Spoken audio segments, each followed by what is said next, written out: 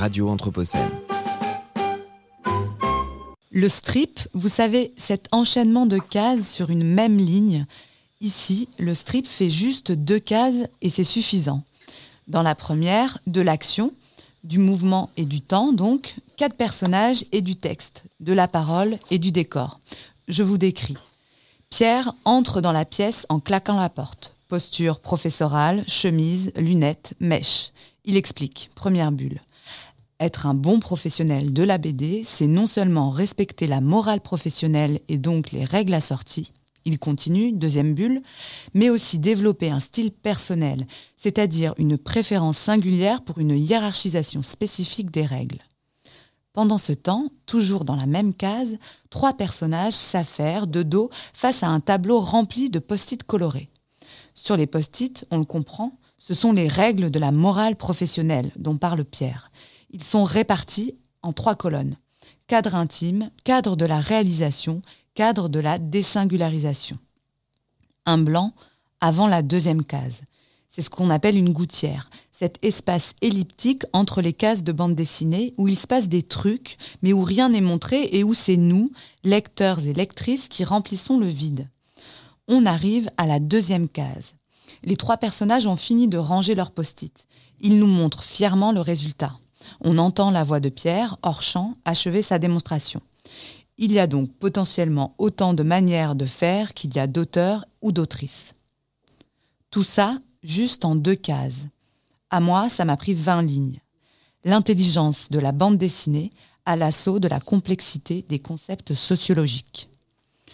Bonjour à toutes. Bonjour à tous et bienvenue dans Sciences dessinées sur Radio Anthropocène, l'émission qui s'intéresse à la pratique, à la valeur et aux effets du dessin dans la recherche scientifique et la production du savoir.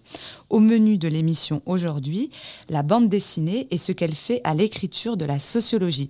Et pour en parler, j'ai le plaisir de recevoir Pierre Nocerino. Bonjour Pierre. Bonjour Lou. Merci d'être présent avec nous. Pierre, vous êtes sociologue de profession, mais vous êtes aussi un peu, ou beaucoup, ce sera à vous de nous dire, BDiste. Vous avez fait votre thèse en sociologie du travail sur la profession d'auteur et d'autrice de bande dessinée, avec dans votre manuscrit une sorte de mise en abîme qui est très intéressante, puisque dans cette thèse, vous avez parfois écrit des bouts en bande dessinée, plutôt qu'en texte traditionnel, on va dire. D'ailleurs, vous teniez pendant votre thèse un blog qui s'appelle Émile on bande, un blog de bande dessinée sociologique. Donc pour commencer, je voulais savoir d'où vous vient cette appétence et même ces compétences, vu que vous faites de la bande dessinée, cette appétence et ces compétences en matière de bande dessinée. Est-ce que vous faisiez de la BD avant de travailler sur les auteurs de BD ? Est-ce que vous pouvez aussi nous raconter peut-être quel était ce projet de blog ? Oui, alors je pourrais y revenir assez longuement. Je vais essayer de ne pas être trop long malgré tout. Non, j'ai commencé en fait à faire de la bande dessinée, à croiser bande dessinée et sociologie avant d'en faire mon objet de thèse. En fait, ça a commencé assez bêtement quand je faisais une autre enquête en master sur les maisons de retraite. Disons que je m'ennuyais un petit peu pendant mes observations. Il y a des moments où il ne se passait pas grand-chose et je commençais à griffonner sur des carnets des idées de bande dessinée parce que j'avais une appétence pour ce médium. J'en consommais beaucoup à l'époque déjà. Et donc j'ai eu cette idée un petit peu folle de se dire tiens, si on utilisait cet outil pour parler de sociologie. Et ce qui fait aussi que j'avais un goût pour ce médium, c'est aussi que ma compagne, Léa Mazet, elle, à ce moment-là, en 2011, était en train de changer de voie, de passer du cinéma d'animation à la bande dessinée, justement. Et ensemble, on a commencé à faire un peu des plans sur la comète, l'idée de peut-être croiser un peu nos 2 disciplines, de pouvoir travailler ensemble.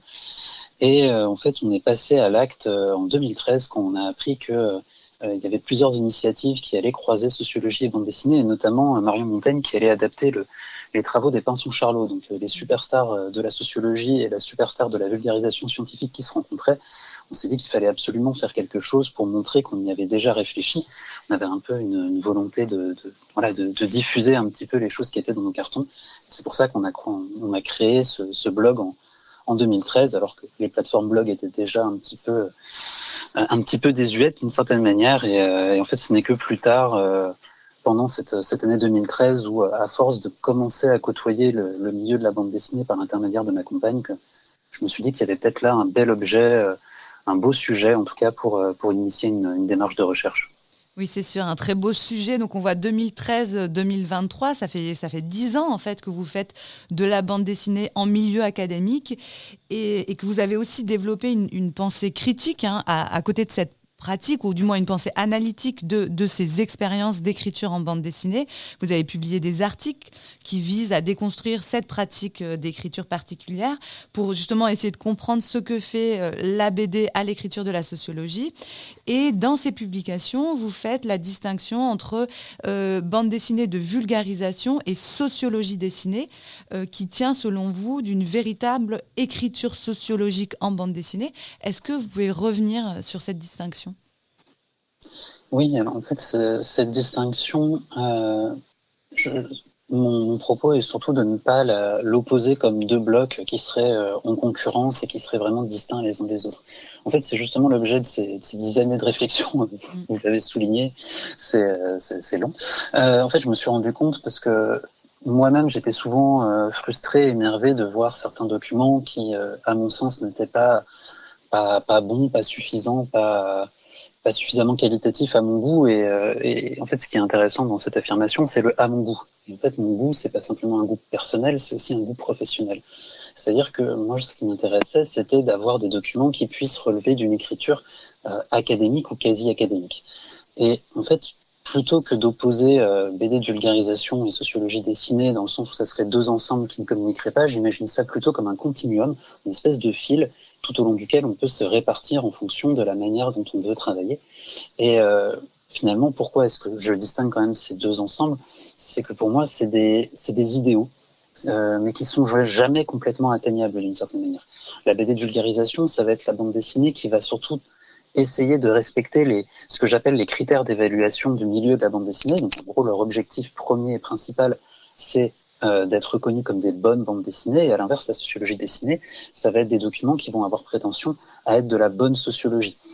Mais évidemment, vu qu'on croise ces deux disciplines que sont la sociologie et la bande dessinée, on est forcément soumis à des critères d'évaluation multiples qui viennent d'un milieu ou de l'autre. Et d'une certaine manière, le fait de se positionner en fait sur ce continuum, c'est juste une affirmation que l'on essaye d'être davantage reconnu, soit dans le milieu académique, soit dans le milieu de la bande dessinée. Donc voilà, d'avoir une certaine dominante en fait dans la manière de travailler. C'est surtout comme ça que je l'appréhende. Et donc, si on vous écoute, on comprend qu'on peut faire de la bonne sociologie aussi en bande dessinée ? Alors c'est tout le propos que j'essaye de défendre avec cette difficulté supplémentaire qui est qu'est-ce que de la bonne sociologie ? Et vu qu'il y a des gros débats à l'intérieur de la discipline sur ce qu'est la bonne sociologie, c'est très compliqué. Mais effectivement, si on généralise un peu le propos, oui, je suis convaincu et je pense avoir... Et je ne suis pas le seul, on est plusieurs à en avoir fait la démonstration. Oui, il est possible d'avoir une écriture académique en bande dessinée, de réussir à avoir vraiment des documents qui sont soumis à des critères d'évaluation du milieu académique. Ça, voilà, j'en suis convaincu. Après, effectivement, ça pose la question de comment c'est évalué. Est-ce que c'est de la bonne sociologie derrière ? Ça, c'est un autre enjeu. Mais en tout cas, oui, des publications académiques en bande dessinée, il y en a eu plusieurs. J'ai eu la chance d'en faire quelques-unes, mais je ne suis absolument pas le seul. Et donc, pour peut-être aller plus en détail sur ces critères, justement, quel est l'intérêt en fait, d'avoir recours à la bande dessinée pour écrire de la sociologie ? Est-ce que la bande dessinée, elle a des caractéristiques spécifiques en tant qu'écriture qui vont lui conférer en fait, des atouts en matière de critères d'évaluation de la sociologie ? Je pense notamment à la question de la narration dont vous avez parlé dans un article, mais peut-être aussi la question de la traduction. Est-ce que vous pouvez revenir sur ces éléments ? Oui, alors effectivement, pour moi, ça a un apport majeur. En fait, il y a plein de petits apports techniques, c'est-à-dire que quand on passe en bande dessinée, qu'on passe à la réalisation en bande dessinée, on se rend compte qu'il y a plein d'éléments qu'on n'aurait même pas pensé évoquer dans une traduction tapuscrite, mais qui là sont nécessaires du fait que c'est une image, et donc on doit représenter les corps, on doit représenter les couleurs, on doit représenter les ambiances. Et l'avantage de la bande dessinée, c'est qu'elle fournit un ensemble de codes qui permet ça. Donc voilà, l'un des premiers avantages qu'on peut voir, c'est que la bande dessinée, elle apporte un atout à la description. Elle va apporter aussi un atout supérieur en termes, un atout supplémentaire en termes de compréhension, justement du fait de cette narration que vous évoquiez, parce que la bande dessinée, tout l'enjeu, vous l'avez évoqué dans votre introduction, c'est de faire comprendre ce qui se passe dans la gouttière entre les deux images, quel est le lien entre les deux. Donc, elle dispose d'un ensemble d'outils, de pratiques qui visent à faire comprendre. Et quoi qu'on peut penser de la manière dont écrivaient les sociologues, ça reste aussi un critère d'évaluation de la sociologie que de réussir à faire comprendre nos textes. On n'y arrive pas souvent, on nous critique souvent pour ça d'ailleurs, et justement, je pense que la bande dessinée est pour cela un atout. Mais d'une manière générale, en fait, pour moi, la bande dessinée, l'apport majeur, c'est de dénaturaliser les pratiques, rendre étranges nos routines d'écriture. Et typiquement, sur la question de la traduction que vous évoquez, c'est exactement ça. C'est-à-dire que c'est quelque chose qui a été évoqué par Bruno Latour, donc, qui est sociologue des sciences, et qui évoquait le fait que avant d'être une donnée, un élément sur lequel on travaille en tant que scientifique, cette donnée, elle sort pas nulle part. En fait, elle n'est pas tellement donnée qu'elle est fabriquée. En gros, on va aller chercher dans le terrain, dans le réel, des éléments pour les traduire en données. Et toutes ces opérations de traduction qui vont permettre d'aller recueillir des données sur le terrain et pour finir arriver à la publication d'un document scientifique, il y a plein de petites traductions supplémentaires. On va prendre en note les éléments, puis les mettre dans un premier document qu'on va retoucher, remodifier, etc. Et ces opérations de traduction, elles sont tellement communes et routinières quand on travaille avec nos outils habituels que finalement, des fois, on ne s'en rend même plus compte. On ne se rend même plus compte des opérations techniques qu'on applique sur ces données, sur ces matériaux. Et justement, pour moi, l'avantage principal de la bande dessinée, c'est que vu qu'on introduit un nouvel outil que, en tant que moi sociologue, je ne maîtrise pas forcément très bien, ça m'amène plein de nouvelles questions sur mais comment est-ce que je peux faire ça? Et donc, qu'est-ce que c'est que concrètement faire ça en tant que sociologue? Et donc, ça m'amène à m'interroger, à remettre en cause, en fait, remettre en question tout ce que j'ai appris sur la manière de faire de la sociologie. Pour moi, c'est ça l'apport majeur de la bande dessinée. Et c'est d'ailleurs un apport que l'on retrouve dans toutes les formes d'écriture qu'on appelle alternatives, en fait. Dès qu'on change d'outil, on est obligé de repenser nos manières de faire. Et donc, à mon avis, ça nous amène à faire du meilleur travail vu qu'on réfléchit à ce qu'on fait.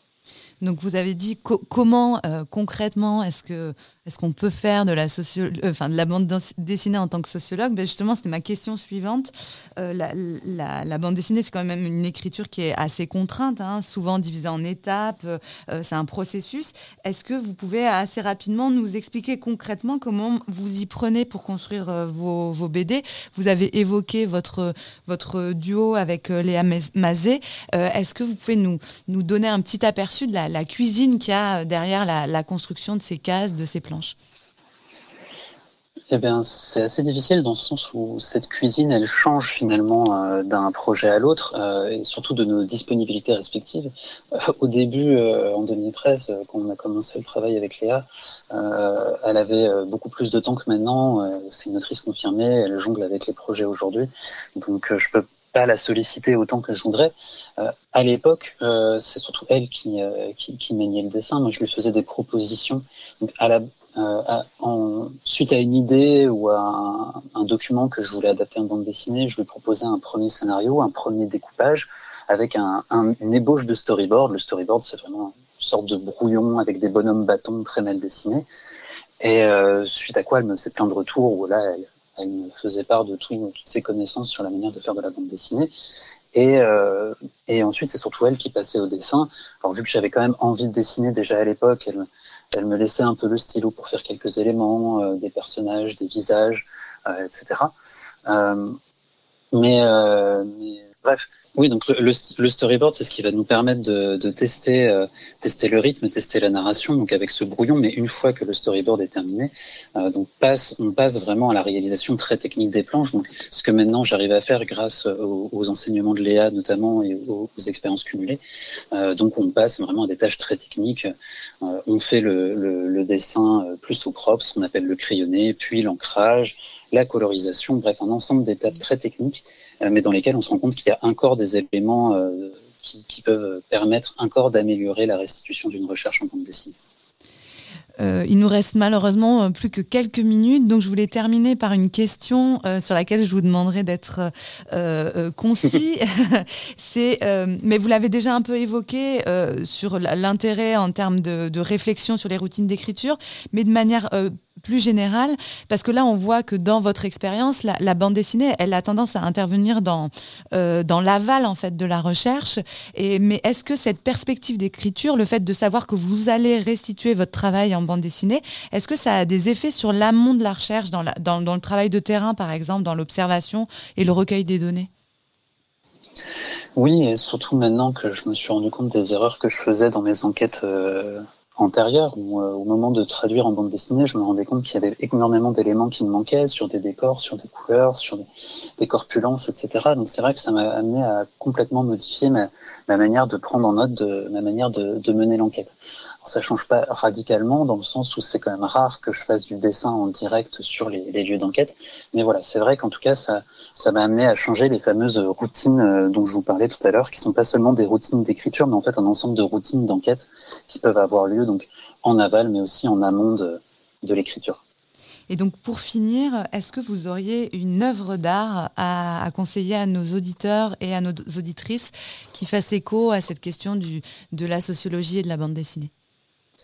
Alors, j'aimerais faire beaucoup de recommandations, c'est vrai, mais celui qui, je pense, est intéressant et qui aborde un point qu'on n'a pas trop discuté, c'est celui des auteurs et autrices de bande dessinée et leur situation concrète, parce que là, on a un peu parlé du travail concret de la création, mais il y a d'autres dimensions dans ce travail, et donc, moi, j'inviterais surtout les personnes à aller voir le documentaire de Mayana Bidegain, qui s'appelle Sous les bulles.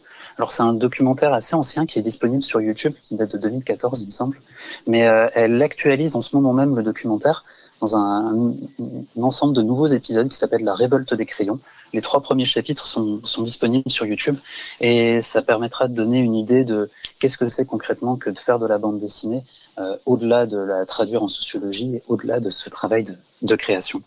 Ben merci beaucoup. Donc, qu'est-ce que c'est concrètement de faire de la bande dessinée Sous les bulles, le documentaire. Merci beaucoup Pierre Nocerino et bonne fin de journée. Au revoir. Merci beaucoup, au revoir. Radio Anthropocène.